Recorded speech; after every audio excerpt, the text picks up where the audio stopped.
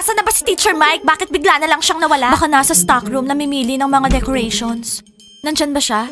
Ano ba yan? Puro kalat? Grabe namang mga kalat yan! Ano ba yung mga yan? Girls, feeling ko hindi naman totoong pinapastay tayo ni Teacher Mike. Yung mga frogs lang, pinagtitipan nila tayo. Okay girls, umuwi na lang tayo. Okay, let's go! Sa atin. Turuan natin sila ng leksyon.